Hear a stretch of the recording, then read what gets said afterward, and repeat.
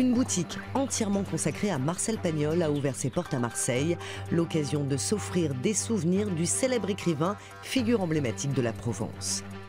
Des flamants roses électrocutés sur des lignes à haute tension à Fos-sur-Mer. Devant ce triste spectacle, le maire réclame des mesures. Le point sur cette affaire dans quelques minutes. Pour commencer, rencontre avec un viticulteur victime de l'incendie de Bormes-les-Mimosas survenu il y a un mois. Heureusement pour l'exploitant, ses vignes ont été épargnées. À une dizaine de mètres de cette forêt calcinée, les vendangeurs du château Les Houbes achèvent leur récolte. Ici, fin juillet, un incendie encerclait ces vignes. Ça n'a pas été sous l'incendie et sous la fumée pendant plusieurs jours ou plusieurs heures. Ça reste vraiment rapide. Ça a été très rapide comme incendie. Un gros coup de chaud qui, globalement, n'a pas endommagé le raisin.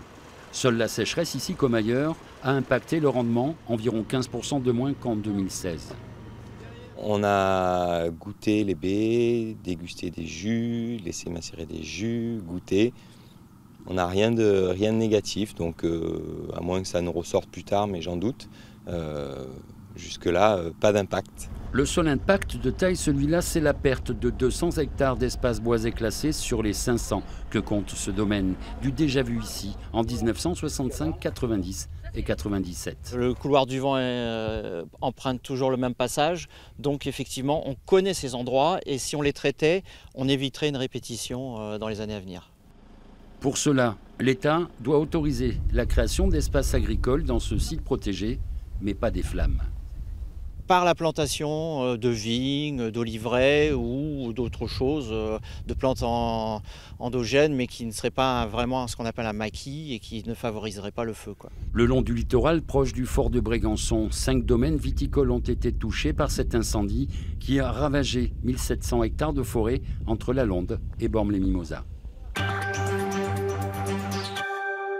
La désolation à Fos-sur-Mer où plusieurs flamants roses sont morts électrocutés. La responsable est une ligne à haute tension qui survole un étang. Le maire de la ville réclame son enfouissement. C'est une véritable hécatombe.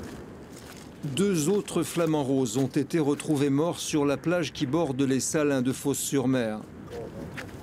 Depuis le début de l'année, 40 oiseaux ont ainsi été victimes de ces lignes à haute tension, des lignes à 225 000 volts. Corps brûlés par l'électrocution, pattes sectionnées, ailes cassées, les flamands ont été tués sur le coup.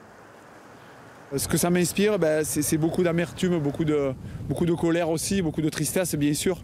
On ne fait pas ce métier pour ça.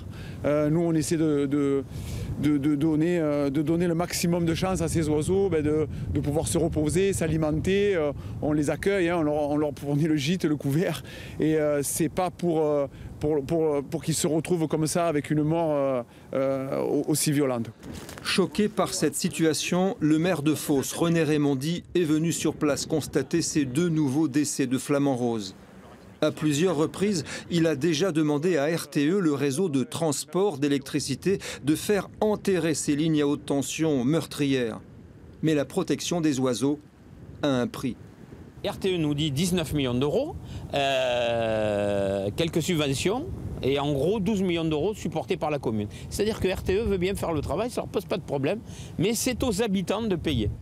Les salins de Fos-sur-Mer constituent pourtant un site très riche sur le plan ornithologique. Cette zone humide classée Natura 2000 abrite environ 280 espèces d'oiseaux. À ce jour, aucune solution n'a encore été trouvée pour les protéger. Une statue monumentale d'Antoine de Saint-Exupéry trônera bientôt à l'aéroport de Lyon qui porte le nom de l'auteur du Petit Prince. L'œuvre est en cours de création dans un atelier de la Drôme. Séance de ciselage et d'assemblage. Dans cette fonderie, la statue de Saint-Exupéry prend forme. Cette sculpture monumentale fait la fierté de ces 3 concepteurs lyonnais. Bientôt l'aboutissement d'un projet artistique démarré il y a 7 ans. Il s'appelle Bria Estanteco, ça veut dire avenir radieux, en espéranto, donc en langage universel. Voilà. Ce message d'espoir avec ce petit lion qui porte le livre et le crayon, symbole de la culture. Avec le monde où on vit, on a besoin de ce message-là. 800 kilos de bronze ont été coulés pour réaliser cette œuvre à partir d'une pièce modèle. Dans cette étape de finition, la technique consiste à travailler et sublimer la matière pour lui donner tout son éclat. Parce qu'il faut savoir que ce modèle a été réalisé en 19 morceaux différents qui sont assemblés et ensuite on cisèle les parties des cordons de soudure pour pouvoir patiner la pièce.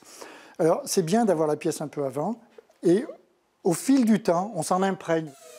Antoine de Saint-Exupéry, un personnage aux fortes valeurs humanistes. L'écrivain aviateur est né à Lyon en 1900. Les auteurs ont souhaité évoquer ses racines régionales.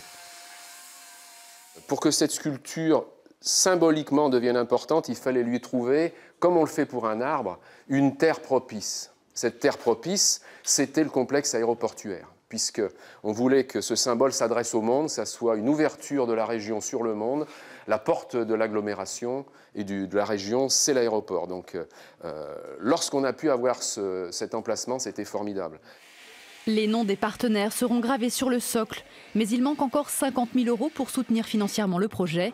Du haut de ses 3,20 m, la statue atterrira le 28 septembre prochain sur le parvis de la gare TGV de Saint-Exupéry.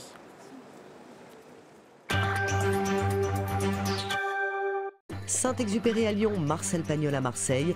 Une boutique consacrée au célèbre écrivain a ouvert dans la cité phocéenne. On y trouve des souvenirs mais aussi des objets rares. Visite de ce lieu au parfum de Provence. L'événement de la rentrée, c'est aussi cette boutique Pagnol à Marseille où les passionnés se pressent. Il était temps. Il était temps. On avait le château de la Busine qui était assez poussé, mais sur vraiment Marcel, il manquait certains éléments. On y trouve des livres, bien sûr, des films restaurés, des phrases cultes sur t-shirt, mais pas seulement, des objets rares aussi. Ils ont retrouvé ça en déménageant la maison. Et ça, c'est quoi? Alors, c'est des actions de la Société de Marcel, signées par Marcel Pagnol, de 1935. Quand il me l'a montré, j'ai à peine osé poser la main dessus en me disant ben voilà, Marcel a dû l'avoir entre les mains et ça, oui. Ça m'a beaucoup émue. L'émotion se poursuit avec quelques lignes d'un manuscrit original. Il y a évidemment des produits commerciaux, mais ce qui frappe, c'est la passion des clients 43 ans après sa mort. Je suis une grande passionnée de Marcel Pagnol depuis mon plus jeune âge, passion qui m'a été transmise par mon père, qui était aussi un grand admirateur. Je suis tombée amoureuse de lui déjà toute petite, en l'étudiant à l'école, et depuis, voilà, il ne me quitte plus. Certains viennent souvent juste pour échanger. Il paraît que Pagnol aurait adoré.